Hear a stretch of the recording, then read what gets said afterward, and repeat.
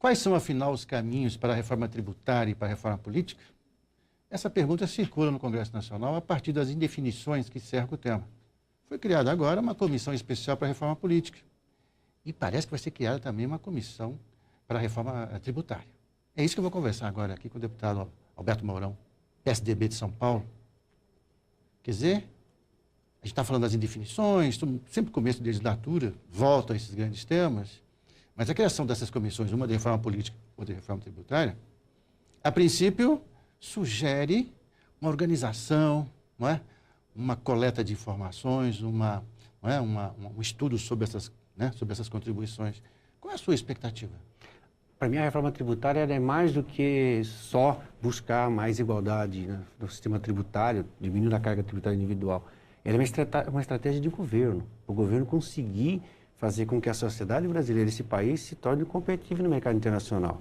Você tem que adaptar a legislação. Nós somos uma legislação tributária dos anos 60. Nós temos tributos que a gente fala que é com validade vencida, ICMS. Na época da Guerra Fria, que a gente fala. Ele tem que vir para o IVA ou outro sistema que permite. Porque hoje você entra na internet, em qualquer lugar da sua casa, compra qualquer produto no mundo e ele vai chegar na sua casa. E você não sabe para onde ficou esses impostos. Então, há uma desorganização das receitas. E isso tem criado o quê? Hoje os CDs, os seus centros de distribuição, também são uma dinâmica que acabam trazendo recursos de um lado para o outro, empobrecendo o município, enriquecendo outros. Quer dizer, a partilha de impostos também é uma questão complexa. Então, dá a resposta a isso. Então, a reforma tributária tem N ações que precisam ser feitas, são necessárias para viabilizar uma melhor distribuição de recursos e a redução da carga tributária. Mas quando a gente pensa em reforma tributária, deputado, eu tenho a impressão que todos os interessados na reforma tributária, todos, né, os que participam dessa grande discussão, temem, no fundo, perder alguma coisa com essa história. Eu vejo, está vendo hoje, por exemplo, o governo federal, o governo da União, a União arrecada mais de 50% de tudo, né, do Brasil, né? E o resto fica para os estados e municípios. Ou seja, a União também tem o medo lá de perder um pouco nessa história. Os municípios reclamam. São prejudicados, tem uma série de compromissos com a população e são prejudicados. Quer dizer, como é que a gente resolve esse imbróglio? Ou seja, qual é a chave para abrir essa coisa toda, essa reforma tributária, hein? O governo se acomodou, o governo central, porque ele está tendo pico de arrecadação. Vê que em janeiro agora ele teve um superávit de 16 bilhões de arrecadação. Então fica com essa história de ter pico e esquece a estratégia de país, que volta a falar, alcançar o mercado internacional. Então, a primeira questão é convencer o governo de que tem que fazer uma reforma e que, de imediato, ele não vai perder a arrecadação. Ele tem que achar alternativas para isso, tem modelos para isso, para que ele não venha a perder. Mas também que ele abra mão de novas receitas, né? Porque você obrigatoriamente pode aumentar suas receitas sem criar novos impostos. Por quê? Porque a gente sabe muito bem que hoje tem um PIB de uma Argentina na economia informal. 18% de toda a economia brasileira está em informalidade, não é tributado. São 200 bilhões de receita que não entram, porque nós estamos falando de 580 a 600 bilhões de PIB.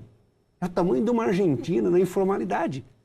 Tá? E não sou eu, está lá os estudos aprofundados de 10 anos consecutivos se fazendo esse levantamento. Hoje se mede o PIB da informalidade.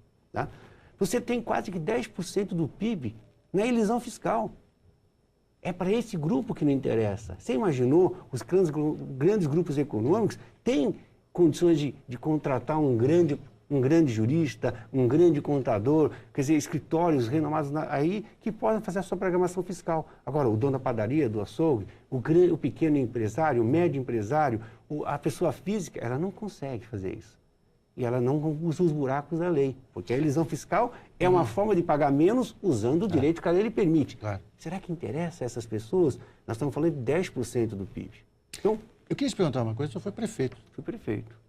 Mais de um exercício, se não me engano. 3 exercícios. 3 exercícios, Praia Grande, lá no estado de São Paulo. Eu sempre ouço falar assim, tipo, nós somos 5.700, não sei quantos municípios no Brasil. Desses milhares e milhares de municípios, 5.000, um pouco mais, não sobreviveriam sem recursos federais, sem recursos do Fundo de Participação dos Municípios. Quer dizer, como é que fica a entidade básica, o município? Qual é a grande demanda do município em termos da relação da reforma tributária? Se você não... o primeiro é o governo ter que ter consciência de que ele vai ter que perder uma hora a parte dessa centralização que vem acontecendo desde 88. Né? A Constituição de 88 é que criou essa situação. Em 88, nós tivemos uma Constituição municipalista. O governo, percebendo que ela reforçava o caixa dos municípios, começou a ter um chama de golpe tributário constitucional, criou as contribuições sociais. E essas contribuições sociais hoje são a maior parte da receita, que não entram na partilha dos municípios. Sim. Então tem uma arrecadação, o ano passado, de 1 trilhão e 400, onde o governo federal ficou com 800 e pouco, 56% da receita ficou com o governo Estado Federal, 28% ficou com os estados e 16% com os municípios. Que o mais agravante, quando a gente fala de carga tributária, o município é responsável por 4% da carga tributária só. Dos 35% de carga tributária, o município lança, entre IPTU, todos os impostos, ele lança só 4%. A carga tributária menor que carrega para o cidadão é o do município. Só que se a gente fizer uma pergunta para nós, fazer assim, que o governo federal presta de serviço no solo do município? Você não acha um serviço dele quase. O que o governo estadual faz? Faz segurança, faz rodovias, né? Presta serviço de saúde. O governo federal dá parte da saúde só. Porque se a gente for olhar para o orçamento, da execução orçamentária, o ano passado se gastaram 140 bilhões em saúde. Você sabe quanto foi que o governo federal colocou? 28.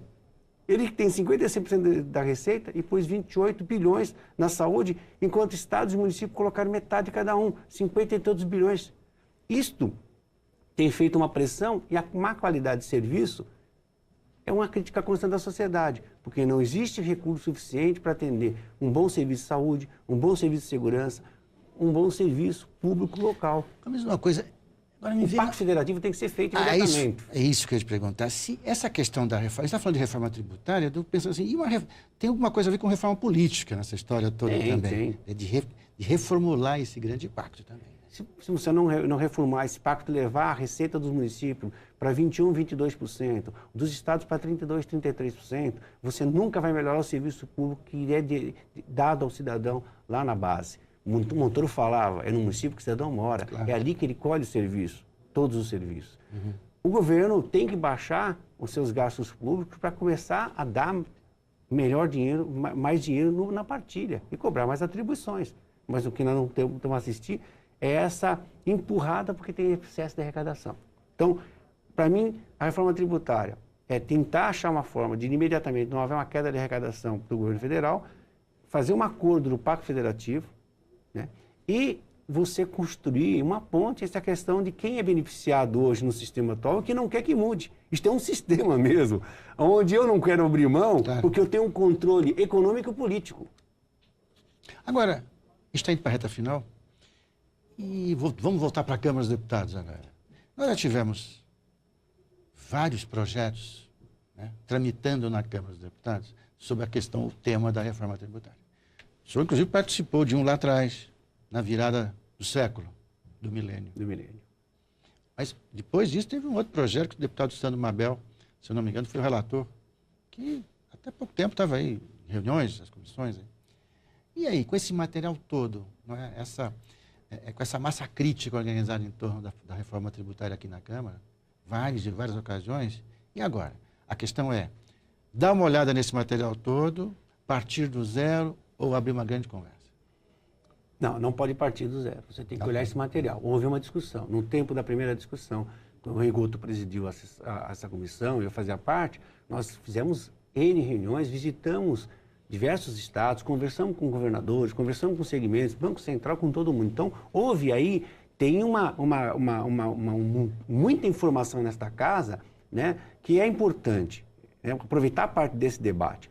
E, lógico, nessa comissão do Sandro Mabel também tem muita coisa que foi debatida. Então, você resgata essas informações para ir construir, talvez, uma proposta nova, atualizada nesse momento, até porque há uma mudança, questão de teoria de Einstein, espaço, tempo e energia. Teoria da relatividade, a gente tem que adaptar. Por isso que a legislação constantemente tem que ser atualizada, porque mudam, né, as influências desse mundo moderno, e automaticamente você tem que fazer uma adaptação dessa legislação. E o Brasil está atrasadérrimo, porque nós estamos perdendo postos de trabalho, no Brasil, porque nós não estamos desonerando a produção. Nós temos que mudar o sistema tributário, né? Porque o cidadão lá fora não quer comprar imposto. E é uma coisa urgente. Ele não quer pagar a taxa de condomínio. Muito bem.